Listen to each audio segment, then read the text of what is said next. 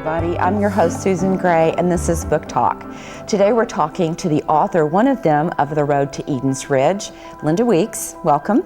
Welcome to you. And she's writing under the pen name M.L. Rose, along with her longtime friend, Myra McClary. Myra McClary. If she were here, I'd already know that, about their new book. And so welcome, and thank you so much for coming. Well, thank you for having me. This is exciting. Linda is from Ripley, Tennessee, and Myra's from Nashville. Right. And you all wrote this book together. Now, the first thing I just have to say is, how did you do that? What started this whole process? Well, Myra and I met in 1987 when we were both teaching in the summer at UT Knoxville for the Governor's Academy for Teachers of Writing that Lamar Alexander started. Oh, wow.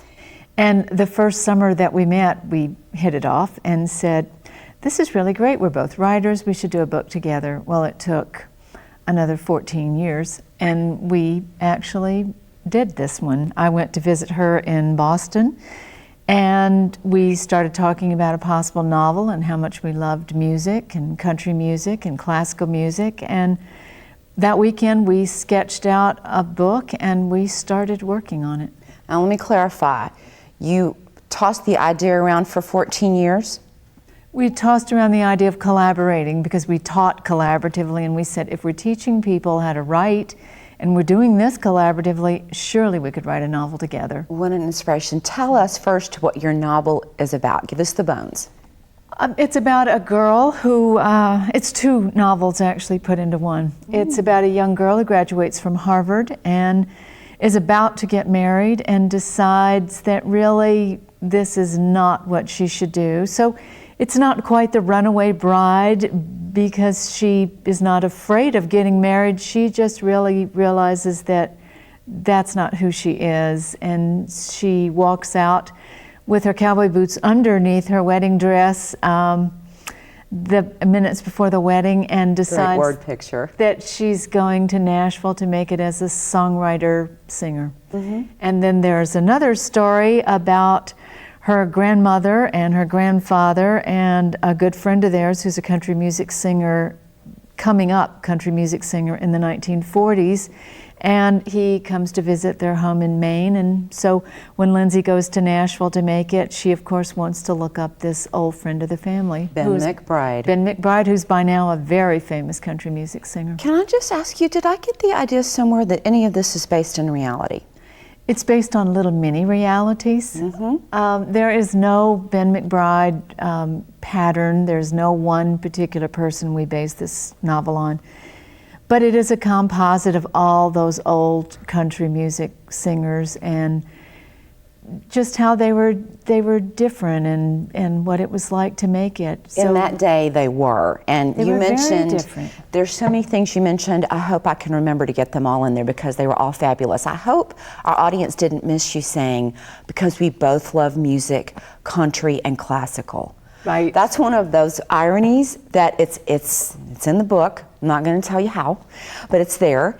And how wonderful of you all to be able to use the both of those, and how do you contrast to one another in conjunction? I think probably the biggest factor in making the music work is that we both teach writing, and we try to explain to people that song and language really merge, and that I hope you got that. And song and language really merge. And in fact, Myra does a story and song festival with the students at the school where she's teaching in Nashville that uses poetry, it uses lines from novels and letters, and they're interspersed with songs, much as we've done in here. I was just going to say, that sounds really familiar, and it's also very rich, texturally. Well, it's very rich. It just all lends itself. So when we do book readings, and we have a lot of them scheduled, when we do book readings, we don't read from the novel to just, nobody wants to come and hear you read for an hour from your novel, except maybe your mother. You've grown so much, Linda. I know, I really have. It's just that you can't take yourself too seriously. But we read a few passages, and then we have musicians who play. And they do some songs from the novel. We do I mean, there's Frank Sinatra, there's Ella Fitzgerald, there's Chopin. There are all these pieces that are woven in here because it is a marriage of two kinds of music. Really, music is music. It is, but I'm just going to tell you this. I knew it was about a girl who wanted to pick up something that was very important to her in the past, had to do with songwriting. And when I realized it was country music, I went, oh, well, my goodness, how about that? And you know what?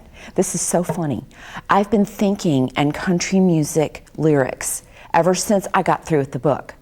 Because there's so much of it in there that it almost, I guess you can almost tell that you guys know the inner workings of writing, because it got out and it got into me. I'm not a songwriter. I'm not even a writer.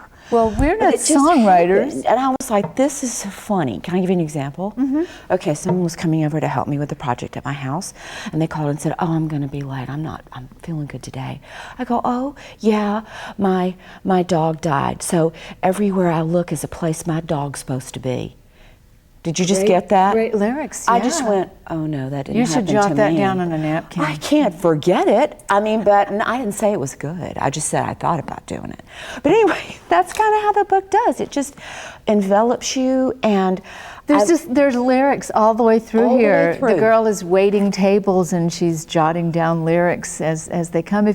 If you've read anything about songwriters, not just country music songwriters, I mean, lyrics just come to you, and sometimes you scribble them on napkins.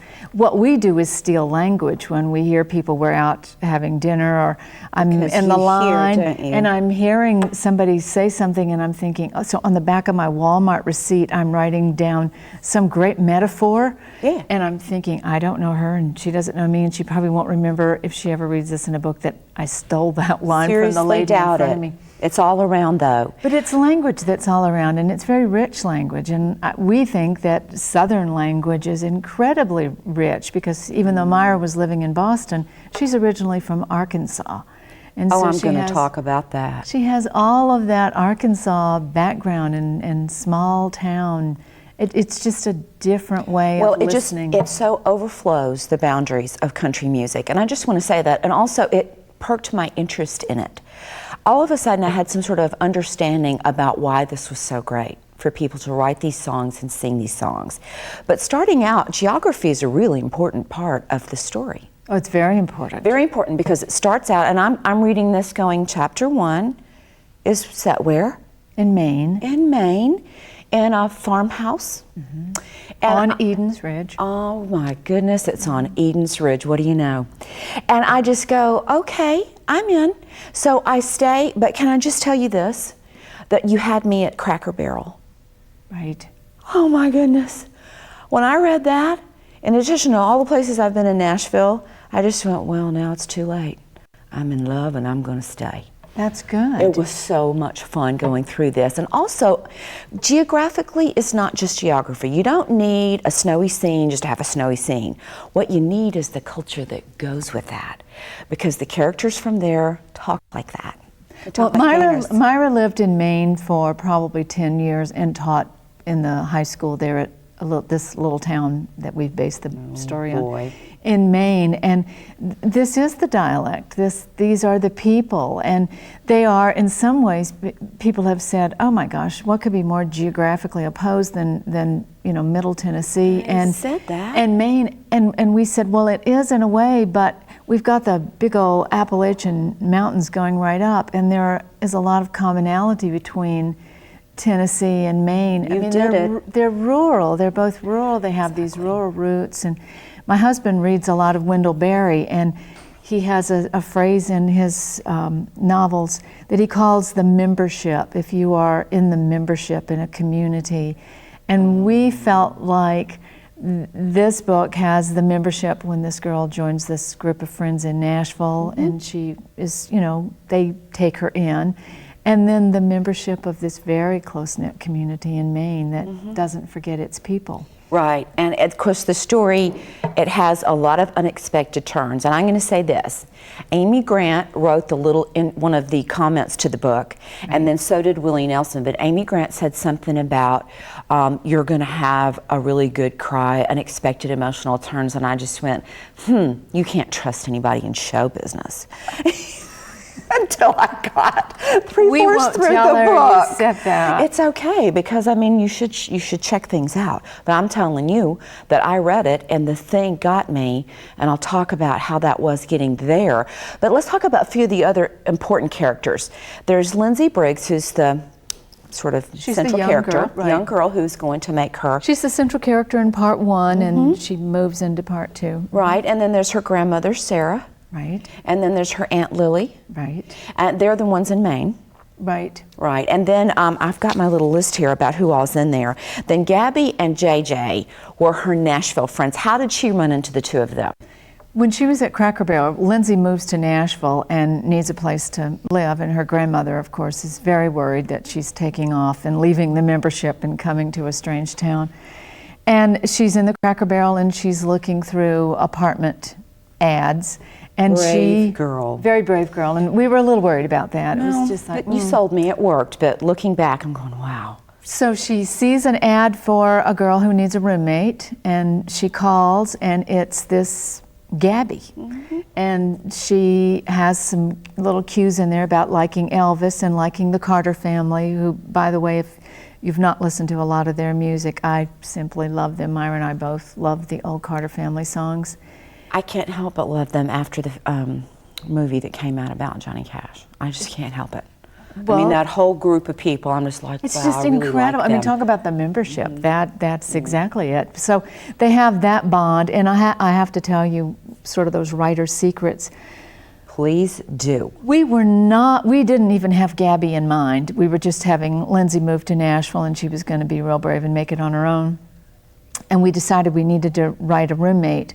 And so when we write collaboratively, we don't write like I do chapter 1, you do chapter 2. And I think everybody wants to know if that's how you did it. And that's not how we did it. And that's how a lot of people do it when they write, especially nonfiction, because you can assign We're not saying things. it's wrong, but I think that's what the expectation is, but it didn't feel like that here. And I think you have to have more of a segue, more of a merging of two writers besides a delineation on chapter 1, chapter 2, for it to really become... That's a cheap trick. Become two, not to be two voices. Yeah.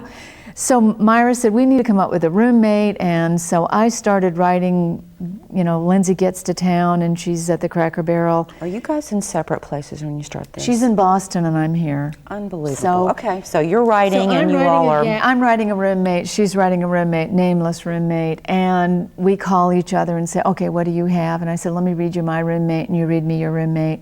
We have written the same girl. This is where it was so uncanny. I mean, she has the same qualities. She's, from a small town. She's all that Lindsay is not. It's like point and counterpoint. Very. She's, outgoing, and we have a line in there. Gabby said goodbye to education when she got her high school diploma, and she's going to be roommates with Harvard-educated Lindsay. And she's just real country, Arkansas. Arkansas, that's our Arkansas girl right there. Right. You're going to love Gabby. Her dad shoots the turkey that they have for Thanksgiving, and they play music at the Hot Biscuit in Arkansas. And she and this other young man, JJ, used to work at a chicken processing plant. I could not believe you guys put that in there. It's great.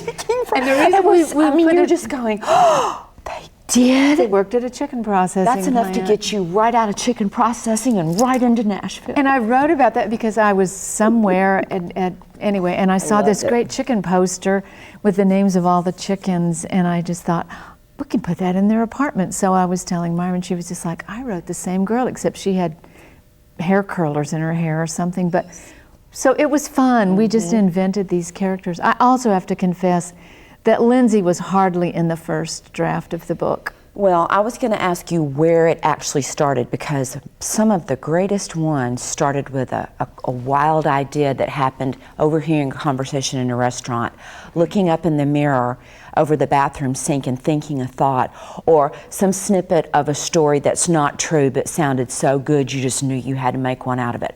So kind of lead us into the starting place, if you want to, about how Lindsay came in, when you knew she had to be there, because we want to talk about writing as much as we do Eden's Ridge. When we did the first draft and took it to an agent we had in Boston at the time, and she read it and her assistant read it, and they said, this is a great story. It was really the second part of the book. It was the Ben McBride Lily story. And this other woman said, you really might need to flesh out, you've got some minor characters in there, and she said, I think Lindsay needs a little more attention. And we just thought, well, okay, we kind of like her, but not like... That's what editors do. They tell you things that you don't really want to hear, no. But then when you go, look... So we said, okay, let's go back and revisit Lindsay, and we did, and we basically let her blossom and come into her own, and I love her as a character now. She's spunky and she's smart. Very. And she's Harvard-educated country music lyric writer.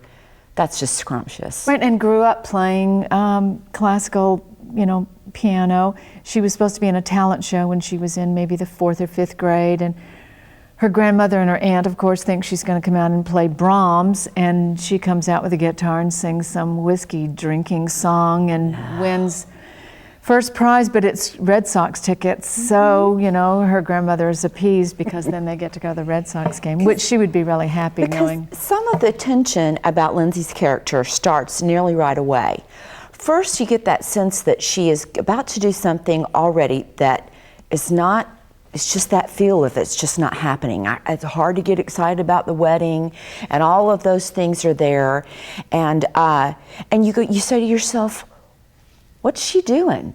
What is she thinking? What is she feeling?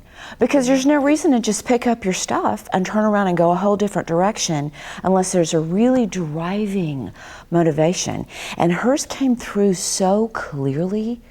I don't want to tell how that happened, how it was set up, but it was such a wonderful, sentimental. It was music, but it was music. It was music, and other characters came in, and I love it when you said your editor had to flesh out a character. Because see, sometimes I think a writer might be selfish and say, well, I'm just using these guys to set this up. And we were using Lindsay. We said we were using serendipity. Lindsay. And we just said, we framed the story around her a little bit, but we're not giving her due. So we did go back. There is, and I think this is the teacher in the two of us too, there's a lot in here with physics. I was gonna go there, and you talk about surprising, fabulous details. Talk about just fun how stuff. And why. Well, I think when you're on the horns of any dilemma, you start thinking about, okay, what makes me tick, and who am I, and what do I know, and where am I from? And Lindsay, as she's getting her wedding dress on and thinking about her life and what she's going to do, these crazy thoughts start going through her head, and she remembers the colors of the rainbow, Roy G. Biv, which we've all learned how you remember all the names, and all sorts of Newton's laws of physics, and she's a Harvard girl. She can't help it. I know, things in motion sort of stay in motion until you have, and she realizes, oh my gosh, I'm basically this snowball rolling downhill, and something's got to make me stop and come to my senses. That's part of the genius of the story, because some of those comments about physics, one of them was about the color blue. I think that was the first reference to. Oh, I love that one. It scatters more than any of the other colors. And that your eye is drawn to it. And of course, I'm saying to myself, oh, how about that? There's some physics. But then I say to myself, nobody would just put that there and leave it. And so it's part of the weaving of the story somehow. It's just so lovely. Thank you, because we really tried. Because in writing, you can overwrite So you Can just, you? yes, oh, believe hear me, that? you can overwrite. You can say, oh, I love this phrase, and no matter what, I'm going to keep it in. And it really doesn't fit. And that's where my co-writer and I probably had some of our biggest tussles, because, you know, you write a little phrase, it's that You're turn in of the love with phrase, it. and you're Just in go love ahead and with say it. And I get another draft back, and I'm like, I thought we got rid of that one, and it just finds its way working back in. And so we had to barter and bargain, and you get rid of that one and I'll get rid of this one. Well, I hear 3 relationships going on here. I hear I'm in love with what I just wrote. Who can't understand that, no matter what all is involved in that? Then there's the relationship with your co-writer, which I happen to think if you're going to take out things that are precious, at least you have other eyes to help you see it before a real professional sees it and goes, what you doing here? And then there's the relationship to the story itself. And someone once said, you can't have anything in there that's too precious, because you don't know what belongs and what doesn't. Right. You can't get too married to it, because then you don't want to give it up. You really don't.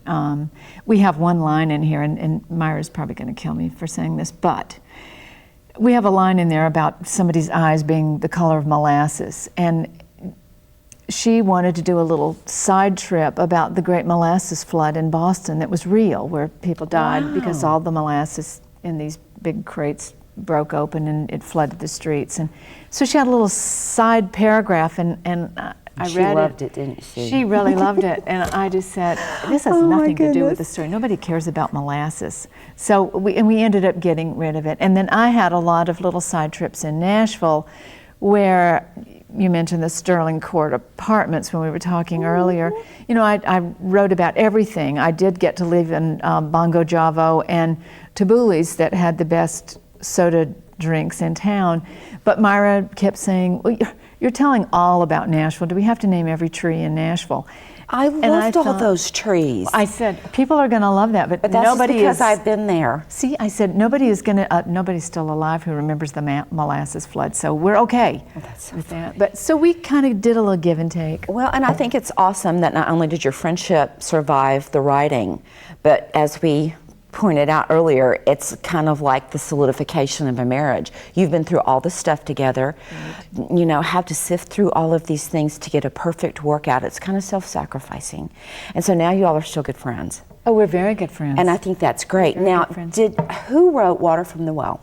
Myra wrote Water from the Well. And that got a really favorable review. Did they say lyrical, elegant, and original? I think they did, but if you called anything of mine, any one of those things, I would think I'd died and gone to heaven. So Myra, wherever you're at, go girl. And then it's you all being writing teachers. There's something utterly romantic about you all getting to do something that people really take notice of. And I think it's important too. It's important for my students. I teach writing at college, and Myra had done that, and she's now teaching at a school in Nashville. She is heading up their writing and English program. But we really want to convey to our students that writing counts, and you can write. And I like being able to say, look, I'm a writer, and I know it's really hard to get that draft done, and I know it's really hard to revise. No matter how cliched it is, everybody is suspicious of the arts. Right. Grandma Sarah and Lillian were like, please don't take this route. Right. You can do better than this. You've been to Harvard. So I think every kind of artist, writers, all the other different kinds need that kind of encouragement, because it might just be the thing between them and quitting altogether. So I'm glad that you do that, because that's an important thing that they're not likely to get, especially when those rejections come in. Oh, it's devastating when the rejections come. How many times did you all send out this manuscript? Our publisher, our agent we have at least 9 rejections from really big publishing houses in New York and in the Boston area. And I will tell you that they all wrote back. We asked for the letters. You know, you want to not just hear they don't want you, but you want to read the painful reason why they don't want you. Do they tell you why they don't want you? Yeah. That's a benefit if you can sit Oh, it is, through and we thought we really want to know. Right. Well, unfortunately, they wrote things like, this is wonderfully written. And we're reading the first lines and saying, okay, then why don't you take it? This is a great story, great writers. We don't like country music. I understand completely, but they're going to have to get past that we because don't it's too good to miss. We even got one from someone who said, we don't think people who listen to country music would ever buy books. And we thought, that's really And we're not going to say her name because we're from the South and we don't do things like that. No, we don't. But in my blog, I will probably write about that. But we had publishers who just thought that it was not an appropriate genre to really bring in readers. Let's talk about genre. Romantic Times gave you top pick on this. Right. First of all, I want to know how you felt about being picked by Romantic Times. Okay, this is probably terrible, and because my mother brought me up better, I should not say this. No, but go ahead, because I had a feeling there was something behind that. I have never read a romantic novel, and the really crazy thing is when Myra and I first, now 100 years ago, said, hey, let's write a book, we thought, well, let's write one of those romance novels. And we started that summer trying to write it, and we realized we didn't know how because we hadn't read them. And so it's not a genre that we're really familiar with. And so when it was endorsed by the romance writers, and they're wonderful. Romantic Times is, yes. It was a Romantic Times top pick. We had sort of mixed feelings because we were just like, okay, is this going to be in with the bodice ripper novels? Because that's not really, it's not that kind of a novel. No, it isn't. But I'm going to say that where romance is concerned, I'm kind of picky about things like that. Not that I don't crave romance like wild. Well, this is very much romance. It's a love story. Let me say this. But it's different. This really hit every important note for me. Well, good. See, you use notes. Isn't that funny? Musical? Isn't that funny? See, I told you I'm thinking like a country music lyric writer. It really did, and I was so surprised at the way that the romance was there without the cheap sexual tricks, and I just wanted to thank you. It is not a tawdry book. Well, it is not tawdry, and better than that, it's just a great book, and the romance is there, and I'm telling you, these days, to do something romantic that really hits people the way this has, there's a screenplay this has been bought, by the way. It's just wonderful. As I really commend you for your talent in putting that together. Haven't you learned something about romance? We love romance, and I'm not calling this one of those romantic novels, but I'm just telling you, you can't miss that. It's a great love story. It's a love story. Love it. It's a wonderful love story on a lot of levels. It's a love story about music, a love story about your dreams, family, a love story about family, a love story about new friendships. Place is probably the second character in this book. Absolutely, it's about place. Well, I did cry through a good portion of some of the book, and I hate to go into too much of that because I don't want to let it go. I didn't think I would. I didn't think I could. But I loved it so much that that's how it affected me. And so I'm just going to say that everybody thinks summer reading is done. Let me just tell you, get ready fall, because this is a great book. It's a great curl up by the fireplace. It is. Curl up, and you're not going to want to put it down. And anyway, this is The Road to Eden's Ridge, written by M.L. Rose, also known as Myra McCleary and Linda Weeks. And we thank you so much for coming and for your wonderful book. Thank you so much for liking it. Oh, couldn't help it. I'm your host, Susan Gray, and this has been Book Talk.